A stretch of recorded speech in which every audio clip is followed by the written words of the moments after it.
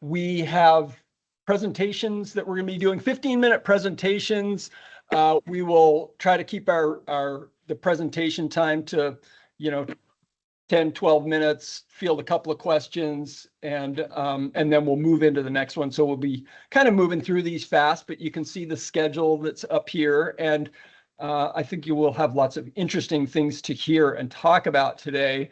I have volunteered to give a little introduction here. So for our North State GIS Day 2025, my name's Dan Scollin. I listed myself as geographer first, instructor second, and GISP or GIS professional third, and a couple of images and logos and things from, including our Geo Adventure Club. Aaron, raise your hand over there, president of our Geo Adventure Club.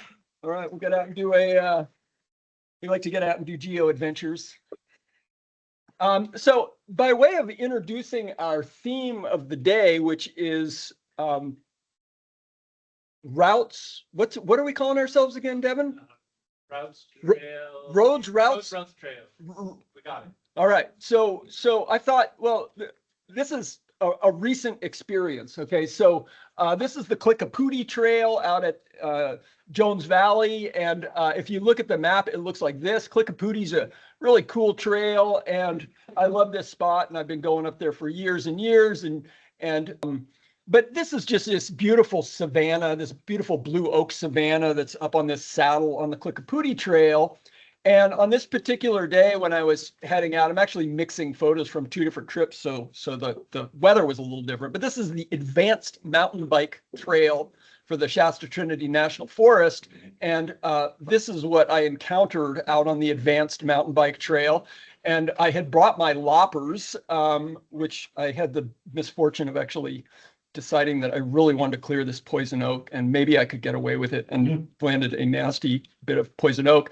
But then I dragged my students out there, and I thought, well, we should do this with a team effort. So we brought loppers, and they were great and very game for the effort, and they seemed to be not too unhappy when we reached up to the summit on this lovely, cool fall afternoon. And so, so if we actually brought GPS, and we're mapping the trail. It's kind of a field mapping exercise. But if you look at this on Klickipooti, or excuse me, on OpenStreetMap, you can see the dashed line excluding the advanced mountain bike loop. And then, we've got these Shasta Trinity trails. This is the Shasta Trinity National Forest trails.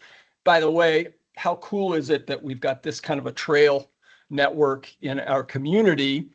And of course, we've got all sorts of great organizations like the Reading Trail Alliance. And it turns out that they have an app that you can submit issues with trails. So I was able to submit my issue. Hey, this really looks like it needs to be cleaned up. Although now it's opened up. You can actually go up there and loop the trail thanks to my students with their loppers, although it could still use a little bit of work.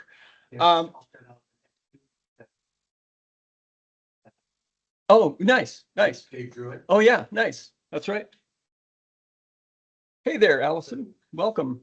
So again, we've got all these different resources that are out there. You can go out to the Visit Reading Trail and go out and check out the Reading, the Swayze Recreation Area. Just such a real asset to our community, right? And GIS is kind of interfacing in all these different ways with supporting our local trail system. And we're going to be hearing a little bit more later about some of the improvements to bikeways and trails in and around the city of Reading. And we'll be hearing from Shasta Living Streets. And I had my students out the other day, and my friend John Waldrop happened to be there and gave us a little bit of a rundown on the things that were happening at Shasta Living Streets and their new cool building next to the Pipeline restaurant there. Just such a cool aspect of some of the things happening downtown. And then, as we kind of scale out, we've got, the good folks at the city of Shasta Lake under Devin Hedemark's leadership. So he's creating all sorts of different utilities. So we're street rehabilitation and maintenance tracking for the city, and the city of Reading has traffic flow data and a bunch of other stuff. So, you can just go out and Google GIS in the city of Reading or GIS in the city of Shasta Lake, and you can bring up all these cool apps and data you can download and whatnot. So really things that are just supporting the community and supporting transportation improvements and so forth throughout our community. And so we'll be hearing some various presentations and things that talk about, how we're seeing a cross section of things happening with, roads, routes, and trails in the community, and some of the different organizations that are working on this. Michael was laughing at me because I brought the March 2010 Shasta Forward final report. But this is just an example. This is from Michael's organization. He said CERTA. CERTA is the Shasta Regional Transportation Agency. And this is showing how far back these efforts at trying to improve the county of Shasta, the region, from a transportation perspective, including active transportation and trails and so forth. So earlier today, I shared with students a GIS analysis project on the siting of a biomass plant from my days at San Francisco State, completed in 1990. I guess this was a good a date as any to mark the start of my career, which would make 35 years in GIS. And in June, I will hit 30 years at Shasta College. So I guess I've got something about symmetry. And that is going to be my retirement date from Shasta College. It is, of course, with mixed emotions. I hold a strong belief in the value of GIS, its multitudes of possibilities, and its ever-evolving technological underpinnings. As an educator, meeting the needs of students is always front and center, especially at a college that is for and about the community. These principles have guided my work at Shasta College, from developing curriculum and courses to engaging students in projects and community activities. As with most things, it is the people who are the center of any successful undertaking, and this is certainly true of GIS. Over the years, we have had unwavering support from organizations ranging from the National Park Service to CAL FIRE, the Western Shasta and other resource conservation districts, the counties of Shasta, Trinity, and Tehama, our district, and beyond, cities of Reading and Shasta Lake, Vestra, Beatty, Alpine, NPlan, and a variety of other private sector partners. From these ranks have emerged leaders that have helped launch and sustain efforts, including the Reading Area GIS User Group, the Far North Regional GIS Council, and the NorthStateGIS.org, our community web platform. These efforts have quite literally put the North State on the GIS map. Over the years, I've had, 1,500 to 2,000 students, going through our GIS courses and programs. It's been a joy and an honor to serve and work with each of them. Some have gone on to successful GIS careers, including some in this room. Some have taken other pathways, and some are now close friends. I hold a deep affection for those who have been involved in our GIS program. With my departure, things will change with GIS at Shasta College, as is always the case when a principal departs. Where the program will end up and what changes may come on the horizon is unclear at the moment, but I've had assurances from allied faculty and administrators that the college will maintain a strong presence of GIS as part of the college's commitment to providing essential workforce training. On the personal level, my wife and I are going to stay in the North State for the foreseeable future. Having a deep love of place in the wider bioregion, I also intend to stay involved with the GIS community, albeit in a reduced role. So with that, let's launch into the presentations. Please, Ann Thomas. Hi, everybody. My name is Ann Wallach-Thomas. I'm the founder and director of Shasta Living Streets. Sometimes I wonder how the heck I ever got here. And a couple years ago, Annalise interviewed me, and I had this sort of revelation. I just kind of about myself after so long. So my father grew up deep poverty and traumatic experiences, people trying to take the kids away from his mom because his father was killed in a traffic crash. And my mother grew up in Copenhagen. So I had these two things in my head, like that, the tragedy of what actually happens and the fact that it doesn't have to be that way. So what I thought I would talk a little bit about here, transportation and what Shasta Living Streets is and has done. So we work with a list of partners there. What we're really working on doing is building great cities in downtown, starting in downtown, and cities for people, right? So in order for the city to work, people have to get around. So you guys didn't tell me how to move. Oh, yeah. There.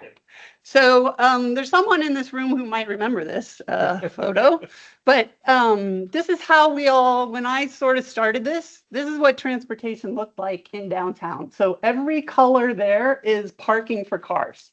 So we had 3 2-lane highways moving through town. And because of the light system, they all stack and people have to wait and they get frustrated and then the lights go and then they zoom fast, as you're all familiar with. Everything was parking. We have a train that doesn't really move people unless there's, maybe 20 people if you actually get on the train at 4 in the morning.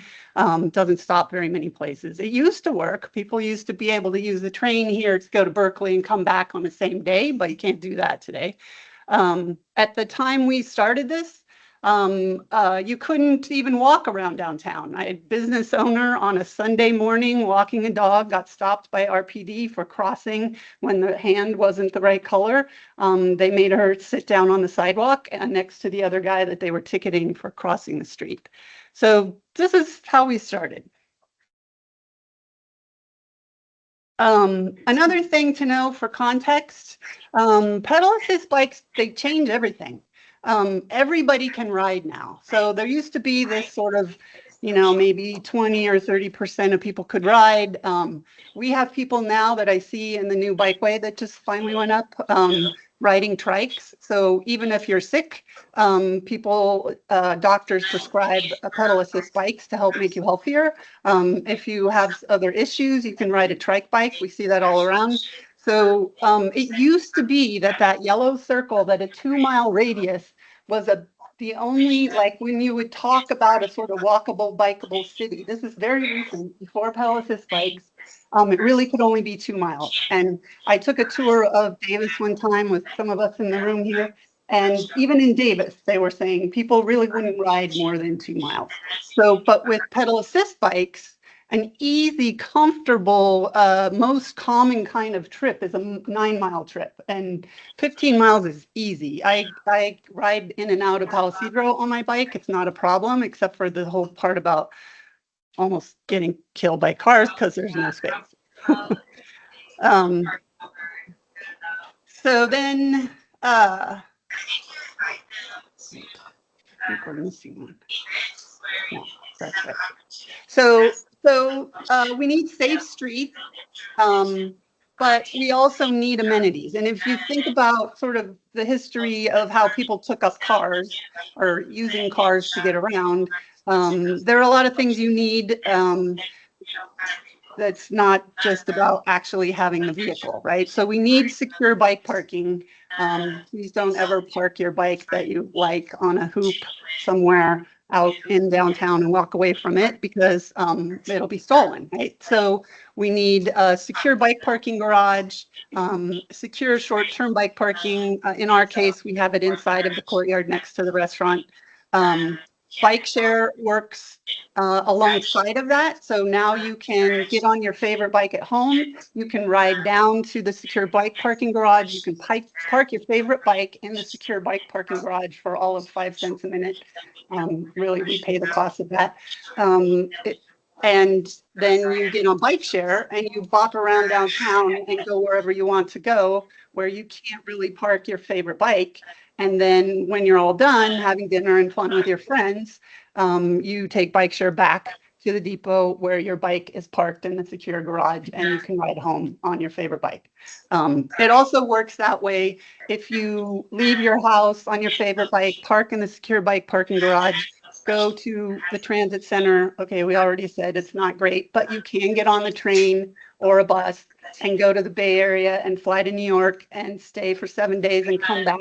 You can park your bike in that garage for 10 days. You come back. You never had to deal with parking your car or driving long distance. You come back, your favorite bike is there, and you ride home without any hassle.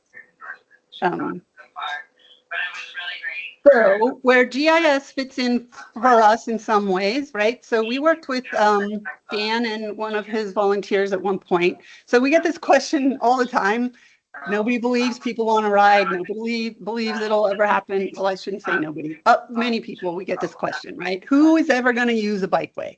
So we did this. The loop trail is, or what, for the lack of a better way to describe it, this orange line. So it's all been funded and almost all done except for this bit from the Sundial Bridge over here, but it's all funded. They should have this, I think, John, they're saying. What I heard from Zach is maybe this summer, yeah.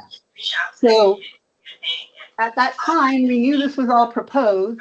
So we did a 3-mile outline and looked at census data from 2 censuses ago. That's 68,000 people live within 3 miles of this loop. And what they say is anybody can ride a bike 3 miles, presumably if they have a somewhat safe route, at least, to ride it on. So this loop trail is not necessarily a downtown loop yet, but it brings people in and out of downtown without a car, at least 68,000 people. The other GIS thing that we have going on, so we have these bikes, all costs in, they're worth about $4,000. So when you rent it, not rent it, it's not a rental, when you get a pass to use the bike share, which you can do for $125 a year, we're giving you a $4,000 bike. So some people don't appreciate that, and they go off and take the bike places maybe they shouldn't. We need to figure out where the bike is. So we have this GPS, we have 2 GPS trackers. One is a tile that's hidden in there. And then we have this TAC GPS. Oops, I got one in my purse, but it's a little white piece that's hidden in the front. And then there's one, well, I'm telling you guys where they are, but I'm trusting you. The other one is hidden between the pedals. So when the bike goes somewhere, we're not sure where it is, we need to find it. It also works very well with our relationship with RPD. So we have only had 2 bikes stolen in almost 3 years, and we've had 3 bikes messed with. So complement that with Santa Cruz, who lost 80 in the first year. Reading is kind of famous in the bike share world for doing some things right. And that's one of them. We don't lose bikes, and GPS helps that happen. The other thing that I wish we had, so not working today, this data doesn't exist. I know I've been one of the things Tim's helping us with, but they used to have this, and then Trek sold this. Anyway, whatever, there's a new owner, so we don't have this data anymore. But it, you know, it happens all the time. We get these questions. Nobody ever rides a bike. No one's ever riding a bike. Why do we have bikes? We don't need bikes, you know, that sort of story. So, but this is a heat map that shows where all the bikes have gone for about a year. And we want to get this data again and find ways to use it to help City of Reading and people like John Caldwell to help us figure out. So humans, I always say humans, they're not cyclists. Cyclists is this rare breed. Just regular humans use bike share. And so where they ride is very useful for us to know. Humans tend to get on a bike and take that bike where they drive, which is really not a good idea. But anyway, so it's interesting to know where they go and where they don't go. I'd like to introduce Michael Hooker, who is a great member of our wider community, and Sergio. Okay. Hi, everyone. My name is Michael Cooker. I work for Shasta Regional Transportation Agency, and what we do kind of is make local transportation investments like the city of Reading's and the city of Anderson's make sense on a regional level and like basically a county-wide level. GIS work is so essential to transportation planning that I really can't even conceive of how transportation planning was done before things like ArcGIS and Google Street View. One area it's completely revolutionized is public engagement. This is an example from a project I've recently completed called the Envision 273 Comprehensive Multimodal Corridor Plan. In the past, the public would need to attend a public workshop in a room like this and mark up a physical map that's been printed out with comments and suggestions and feedback.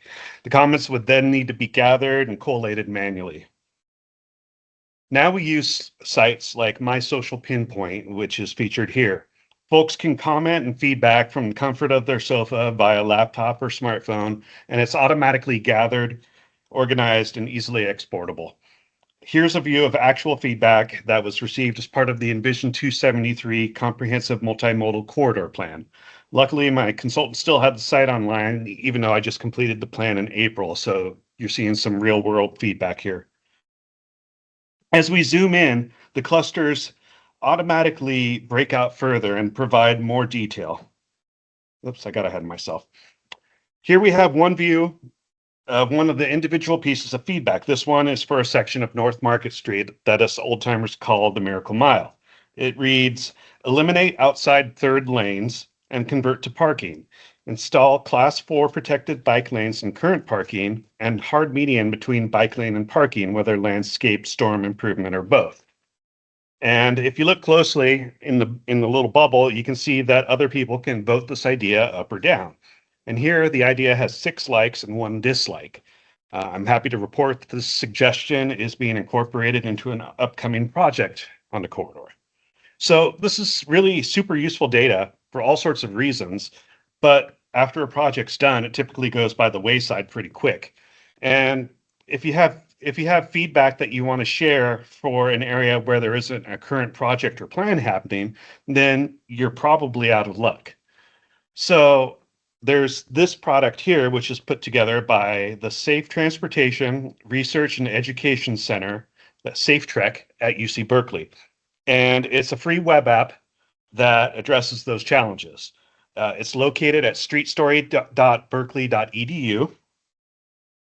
And now you can give feedback on conditions, good or bad, anywhere in the state without worrying what jurisdiction is responsible for maintaining that particular street, which is really confusing in places like Reading, where you've got streets that are maintained by Caltrans, streets that are maintained by City of Reading, and once you get out of the city limits, streets that are maintained by the county. And, you know, some people may not be familiar with where exactly the city limits end. Where'd I go? So now you can get feedback on conditions on anywhere, and the data is automatically aggregated and exportable just like on other platforms, and the data will live on. It can be filtered a number of ways, including sorting by a particular time frame or a type of accident. You can see the legend here that has the various categories. And it can be, if you look at this draggable layer here over on the right, you can drag it over and pull up actual crash data report that's been geotagged from SWITRS, which is the statewide integrated traffic record system. And so that's integrated now with this public feedback reports. So why not just rely on SWITRS data? Well, the problem with it is that it's reporting only known collisions, known reported collisions. There may be smaller scale collisions where first responders were not contacted or involved, near misses, which you can report through this, or even areas lacking collisions, implying that it's safe, but it may be a route that's perceived to be so dangerous that people just don't even try to ride on it.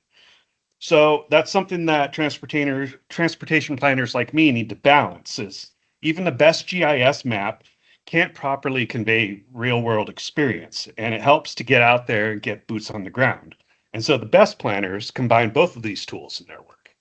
And now I'm going to throw to my colleague from Caltrans, Sergio. Yeah, thank you. Oh, there was my name tag. So it's good to see so many familiar faces. And for those who don't know, Sergio Mesquita, Caltrans, obviously Complete Streets. I'm a senior transportation planner. And what we really do is focus on helping on state routes to ensure that there's places for people to bike, walk, and roll. So pretty exciting stuff. And so my talk's a little more technical. It's about bicycle pedestrian asset infrastructure management. It's kind of boring, but to me, I think it's really exciting. And it's just really neat because what happens with tools like Michael's that he was showing is we identify a need. So we know there's something out there we need to address, whether it's a safety concern, whether it's an asset concern, maybe there's missing bike lanes, missing sidewalks, all that kind of stuff we need to take into consideration and then identify basically what's out there now. And so here's the issue with Caltrans. So 2 years ago, when I first got here, I was trying to identify what assets we had out there on the state routes. And so I sent a message to headquarters, I was asking around the district, and I was sent this. And at first I thought someone was messing with me. I thought the cameras are going to come out, surprise. And so what they had originally is the asset management system determined said, we're going to have this all in one giant spreadsheet. We're going to call it a database. And then every single asset that's on the state highway system, whether it's sidewalk, a crosswalk, or a bike lane, is going to be in this format. You're going to have it by district, by route. District is District 2. That's where we kind of are. The route, the county, the post mile. Post mile is kind of the linear reference system. We use the post miling system down to the thousandth. Just this hunk of junk that didn't really make any sense to me. And so when I was going through it, I said, okay, fine. You know what? If I have to use it, I'll use it. But then what I slowly started identifying was that a lot of these assets were incorrect. They either had the wrong post miling system, they had the wrong asset type. They said it was a sidewalk when it was a bike lane. And the other issue was that it's using the post miles, which are very linear. But as we know, bike lanes, sidewalks, crosswalks may not always be parallel or linear to the state highway system. And so here I am thinking, okay, well, I need to update this, obviously. There's so many assets that are incorrect, so many assets that need to be worked on. How do I do that? And here I thought, there must be a good system for that at the very least. And so they hit me with another spreadsheet. So it was another spreadsheet that they basically said, it looks exactly like that asset inventory, which has thousands of assets. And what you need to do, Sergio, is create another spreadsheet, fill out all this information in the exact same way that it's on the other asset spreadsheet, and then submit it to us. And then we'll get back to you once we verify that information. Okay, I don't really think that works out for everyone, but sure, I'll try it out.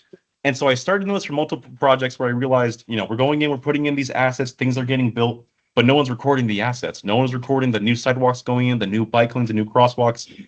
And so I'm doing this process, and here's where it goes wrong even further. I would submit these assets, but because you only have a couple of people at the headquarters level verifying and going through this data, I was getting stuff back that was incorrect. So they would take this, they would do their validation process, they would put it into that larger asset database, and things were just all over the place. So once again, they were marking things as the incorrect kind of bikeway. So say it was a class 2 buffered, which is a bike lane that has a buffer. They would mark it as a class 1 or a class 3, the wrong post miles, the wrong county, all these things, the wrong linear feet, because again, they're using the reference system that goes parallel adjacent to the state highway system. And here I am saying, okay, well, the sidewalk wraps around the corner or kind of squiggles some ways, which I don't like to see, but sometimes this is how it is. And so again, this doesn't make any sense. This is kind of a bad process. And so what I decided was, I was talking to the headquarters asset manager. Josh's name is Joshua Davis. And I asked Josh, do you use GIS? And he's like, okay, well, I have a pretty good understanding of GIS. I use it every once in a while. I'm like, okay, well, I do too. So you understand GIS? I understand GIS. Yeah. Why don't I send you the same exact format, except in a shapefile system where I can actually draw out the assets and show you where these things are going exactly, the crosswalks, the sidewalk, the bike lanes, and then just take the information I was putting in that spreadsheet and just have it in the attribute table after I joined the actual assets to the table that was basically the asset management thing that they had sent me in the first place. And so this was like a really, really rough draft that I started saying it into Josh because, again, I was just getting so frustrated. Things were going back and forth. Nothing was making sense. And he realized that, oh, wait, this is actually a pretty good system because now instead of us fighting and going back and forth on Josh, you marked this as, 10 feet longer than it should have been. This is marked by 1,000 feet. You marked this in the wrong location. We could both use the same exact reference in a shapefile, and he could see exactly what is marking out, exactly what was being built, exactly what's out there.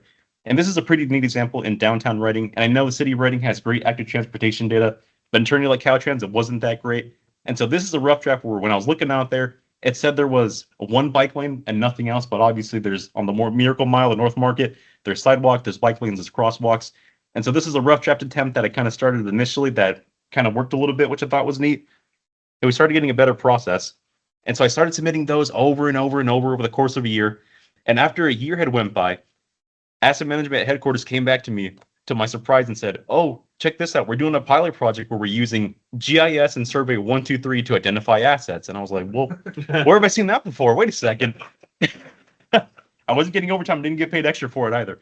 But they had a pilot program where they wanted to start integrating the ideas that I was using with Josh directly to say, okay, well, if it's pretty simple, we can teach people this thing on survey 1, 2, 3, and basically just show them exactly the same process that I was doing, but through a form. It would make everything so much easier.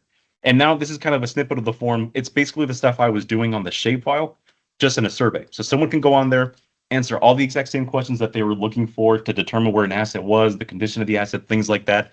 And then they could actually draw it out, which was huge. I mean, I couldn't believe that they were actually going to implement something innovative. People like to say that Caltrans puts the known innovation, but I think this proves it wrong in some cases. So that's pretty exciting. And so it gets even better than that. So after the pilot com process is going on a little bit, what they did is introduce this web map that they developed at the headquarters level that actually showed the stuff that we were entering in that survey 1, 2, 3 on a dashboard.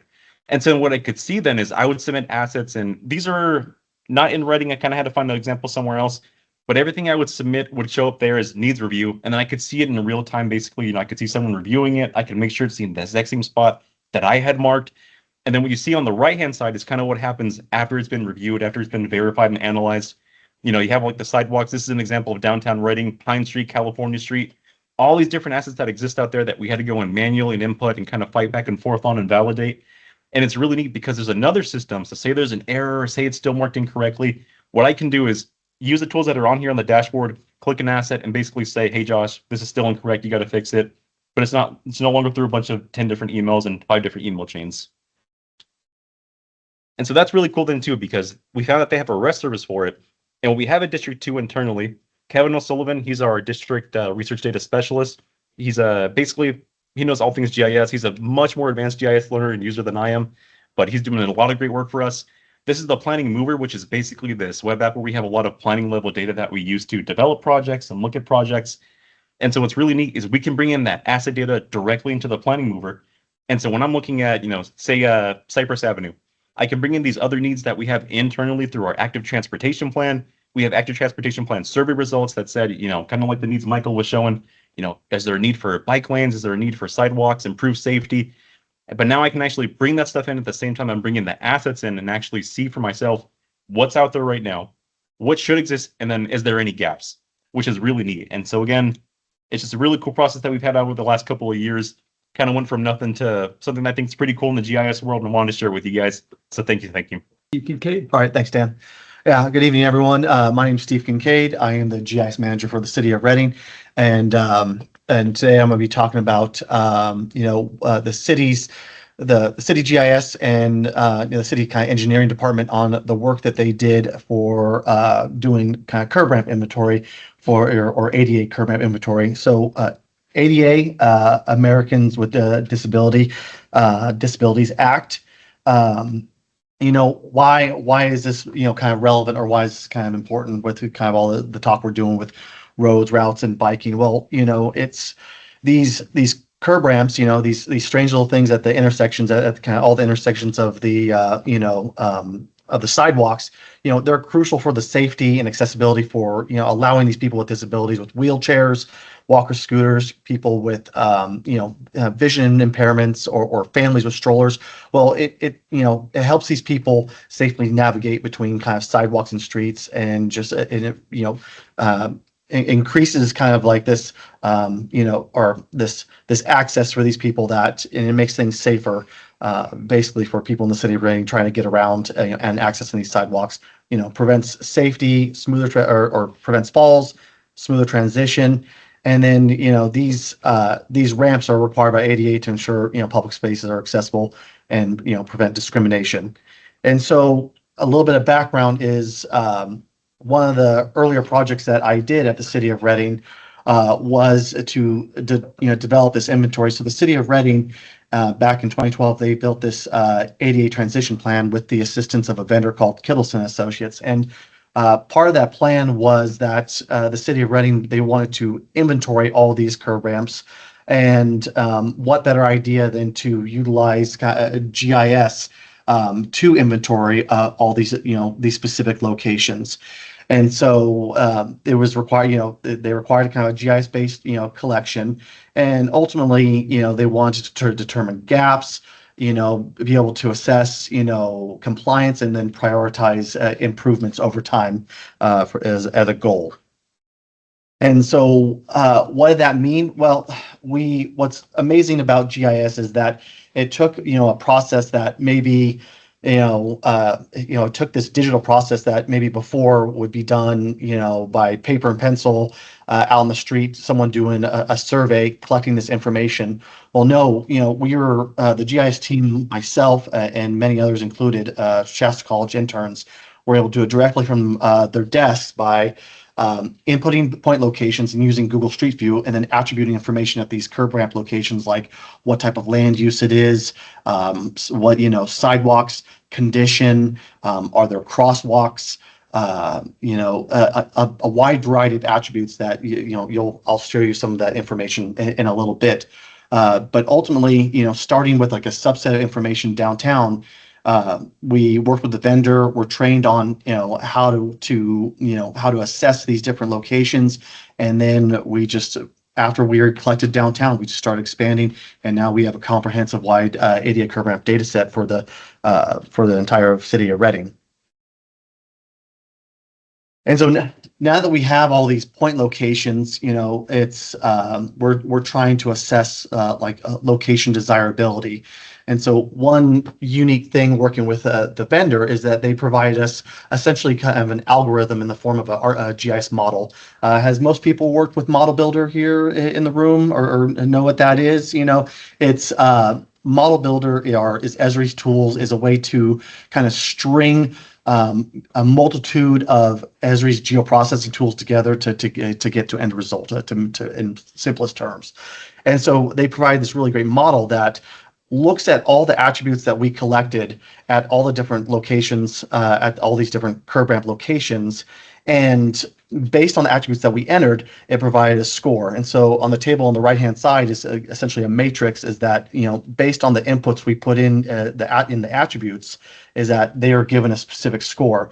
So the model runs, and each time it tabulates a score, and ultimately it ends up giving a total score. And then from that total score, we can assess, we can derive maps and provide data to our city's engineering department saying, hey, here are our areas that we feel like, could use the most benefit by putting a curb ramp. Maybe it's proximity to a school or proximity to a high traffic or shopping area that, that can benefit people, with disabilities. And again, it helps the, identify priority areas, like I said, for capital improvement projects. So that, for those who weren't familiar with Model Builder, that is what old model builder looked like in ArcGIS Desktop. It looks a little bit different now in ArcGIS Pro, but same kind of functionality. Is you work with a lot of geoprocessing tools, and starting at the top, you have your curb ramp layer, and then it goes through again and then runs. Goes through a multiple set of tools and does calculations, ultimately gets you to this end score. And then on the right-hand side, once we had the total score, we used another geoprocessing tool to run a density on that total score. And what the final derivative was, kind of on that right-hand side, was a bit of a heat map of, again, locations that, basically we want to address or needed attention on the city side. And we provide that this map to the engineering department, and then with what resources they had, via grant funding or whatever. I was just talking to John earlier, and I think they get some money from the Americans with Disability Act. They get money from that group, and then they can go and then put these curb ramps in.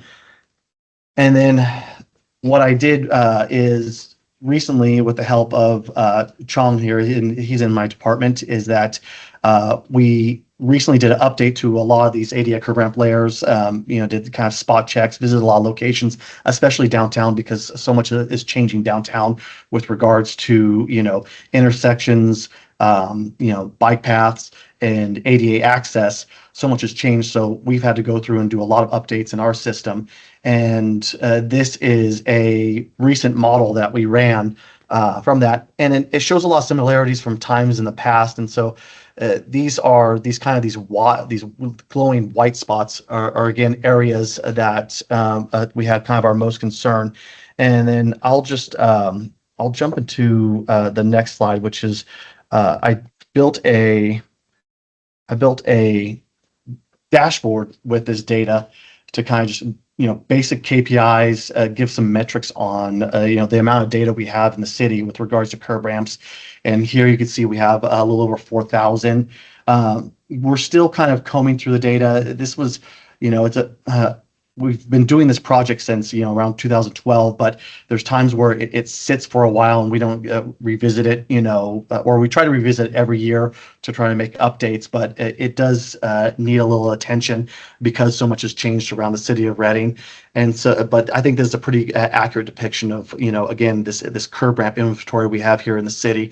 But I want to call out, there on the right-hand side, those are, I think, those are the kind of things that the city of Reading is looking for to ultimately address where, we have these intersections where a curb ramp, exists, but there's no sidewalk, there's sidewalk in no direction. And, it's, those are, things that we need to solve. And again, to help provide, pedestrians access, for these places and prevent injury. And then, down at the bottom right there is just how many are considered a poor condition. And so I'll just visit one of those areas right now, and just so that you guys can see. And so the model filters down, and I know it's probably hard to see on the map, but we have these curb ramp locations here that are in yellow. And then I'll just bring up as an example of what that data schema looks like for what we collect at each location. And so it starts with giving a specific ramp ID, and that includes the name of the intersection. And that was an interesting data collection process in itself. And what we did there is we used GIS to basically automate the collection of points at all these intersections using a tool. So our road centerline data, lines go from intersection to intersection, and when a line ends, you have a node or a point. And we basically told GIS that at each one of these nodes or endpoints, create a point for that. And so we were able to drive our intersection layer. And then that in itself has its own unique schema or set of attributes. And then we collected information about what type of intersection it is and what type of control. Is it a signal, a stop? Is there a yield? Because all this type of information is what goes into that model or that algorithm that you guys saw. So, here's one of our locations that is considered, poor conditions. And like I said, we are in the process of updating this data, but I want to just kind of spot check again and revisit this location, say, is this actually still considered, a location with, where a curb ramp is in poor condition? And so actually I'll stay right there. So go back out, and I'm not at that location here, but it's over here at the city. Too far. Let's see here. Drill down in here. And again, yeah, it's still in pretty bad shape. Yes, it's flush, and yes, it is a curb ramp, but there's cracking there, there's issues there.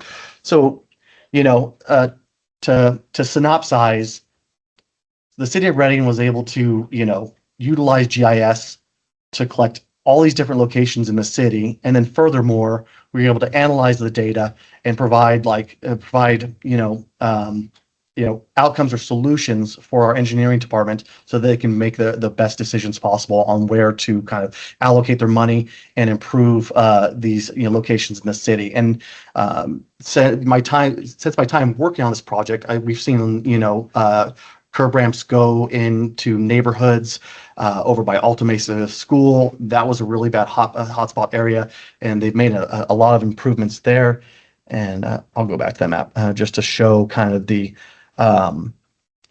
dividends of a project like this.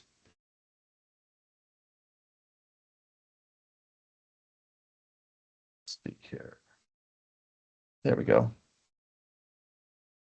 As you can see here, we got these beautiful new curb ramp areas with the ADA curb ramp domes, those yellow pads that have the domes on them. That indicates that that's an ADA accessible curb ramp. And so again, kind of the fruits from our labor are seen here, which is extremely positive. So I'll wrap it up with that. And any questions? Yes. Notice on all four corners, there's like new looking concrete there. Was that required to support the one curb ramp? I believe so. Now, I am not an engineer. John Caldwell with the city of Reading, who deals with transportation, not specifically with curb ramps, but I believe to engineer a proper ADA curb ramp, it's not just the simple, like the actual simple curved area. It's a lot of that whole corner, I'd say. That grossly increased cost. Yeah. And then I guess I will also just share, another one is, where we're trying to find maybe areas where there's, a curb ramp, but sidewalks or no connecting sidewalks. I know of one here that I was going to show off. Again, utilizing the data to solve questions over here at South and West Streets. Let's see now. It was right here, or maybe this was one that was in poor condition.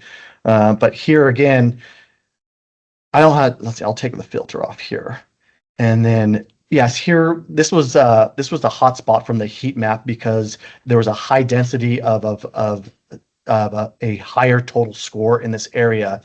And if we look at what this, or if we take a look at that in Google Street View, and I'll explain exactly why that area needs to be addressed.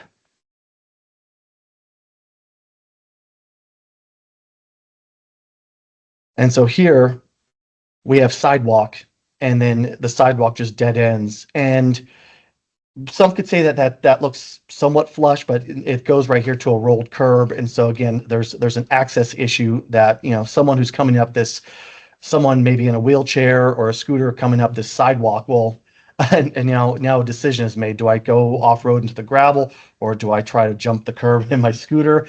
And then on the other side, again, why it was scored that way is that there's no curb ramp there. It's vertical. Again, creating access issues for people with disabilities. So.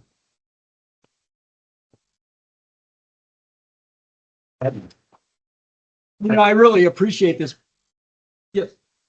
Oh, yep. Yes. I was going to add on to that. I went to Canada last year, and they were just starting to make their just make everything more accessible to people like in wheelchairs and everything. But they do not put in those like ramps correctly. They don't get rid of this. They don't destroy not destroy. They don't completely refigure the road. They just kind of throw it in there. So it's more of like a 90-degree steep little, not even an incline or just it's really bad. But seeing all the work you guys are doing and actually thinking about it, knowing that you need to do it, you're doing it. It's far better than Canada. I love Canada, but yeah, and no, thank you very much. And it's the folks of the city, the folks in John's department that really have the foresight. And again, meeting this ADA compliance. Here's the new roundabout by Costco, and it's just like fantastic. All these ADA compliant ramps, the marked crosswalks. It's just really fantastic. Yeah, I was going to say, I was down in Berkeley a couple of months ago, and they actually have this little stretch where they've got this like photos in a window. And I guess this is where the ADA movement started. Basically, it was like these activists, people that were in wheelchairs in the 1970s. So another one of these cases where California has kind of been innovating. And I think this is really a great example. And as somebody whose sister is now in a wheelchair, and I you really realize like, wow, you this kind of stuff makes a huge difference, right? Like the difference between you can go this way or literally you stay inside your house. So, and we've got an aging population, right? So this is, super important work, and yeah, it really demonstrates the good work you guys are doing at the city. Yeah, sure. So I am the senior transportation planner for the Reading Area Bus Authority. I also work alongside the city of Reading. And I, as a GIS planner, am not an expert. I did it for about 5 years for FedEx. So all of your package delivery in Reading was me. So if it sucked, you're welcome. Next phase of that, right? I thought I'd done some GIS. I worked for a big company. We did some stuff. I'll probably never see that again. And then I happened to be out job hunting, and Reading Area Bus Authority had a planner spot that said must know GIS. And I was like, well, I already know Reading because I've been mapping it for years. Like, let's see what we got. I have my own personal ArcGIS account for farting around on stuff when we do things for the city. So the map that we were zoomed in on that Steve is very familiar with, because when I make a mess, I reach out to Steve and Chong and say, hey, can you guys help me clean this up? Because somewhere on my map of the 7 positions of people that I have to report to, got a stop out there, and maybe at point 4, Sergio's team emailed me back and said, hey, we saw that bus stop that you put on the GIS map on the traffic flow that the city of Reading made. It's on an interstate intersection, so the right-of-way belongs to Caltrans. Remember the no in innovation? I now got to go back to the city, I got to go back to my GM, and I got to go back to our vendor at step 1 from step 4 to start that permission all over again with a packet to Caltrans that says, hey, I got Sergio's email. I moved my bus stop 22 feet from the right of way, and we got a solar light in there so that if Ann puts a bike stop there for a end of run position to be able to get a bike to go home on, people can see it. So a lot of our stuff with the map that's on there, and Steve can probably back out of it so you guys can see it fully. We have stops, and this is coverage. And obviously this shows you where you could reference this on Google as well, or review our map online at our bus page. You can see the routes, you can see stops, you can see bike share, you can see van pool sections, you can see our runabout service. There is a ton of information within GIS that you guys need to go play in, understand better. Realize that there are professionals like Steve and his team with the city of Reading that can help you correct whatever you're building here, especially if, like you're in my spot, it has to go public at some point. Chong and I literally have a meeting tomorrow at 3. 11? We moved it from 3 though, right? Okay, so see, I didn't check my updates yet because I walked over here from my office. But we have a mid-morning meeting that we'll be going over for the most recent publication of that map that's got a few adjustments as it relates to stops that are coming out in December for some route changes that we've done. Because in my process, I was at step 2 talking to CERTA, and I said, hey, we're thinking about changing a couple of routes because some of the information that we've gotten from the city of Reading's GIS work that we do at step 5, and then also discussions we've had at step 6 with city of Reading planning, have indicated that we've got some density adjustments we need to make and the routes aren't performing very well. So we're making sure that you guys are cool to go forward and allow us to look to see if Sergio is going to tell me no again on a stop point somewhere on the route that I need to go get all the permissions to put it back into play. So I don't mean to pick on him. I actually love the Caltrans crew. If Steve says no on cleaning it up, then I run to them and ask for that support because I know probably one of my stops is going to be on a highway somewhere. We should never say no to you. Yeah, I know. You guys fix everything for me, but I like to give these guys an example. But if we went back to that, I could go to one of them to also coordinate and collaborate with departments to ask, hey, Caltrans, can you guys sign off on what they're editing? Chong wants to put this in for me and give it a stop number. Chong is also responsible for the website when you get on Rava and you are looking at our stop maps.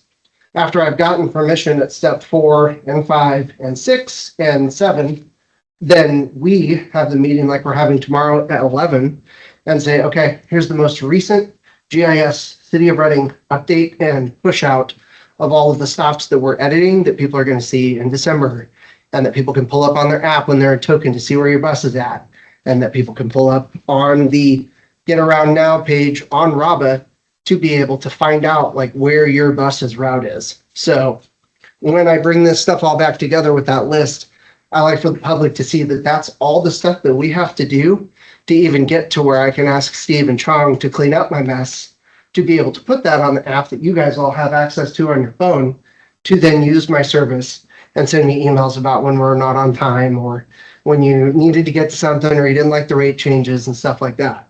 So GIS and this type of mapping tool and process that you're learning is gigantically important within the city structure as it relates to the stuff and how it impacts different things.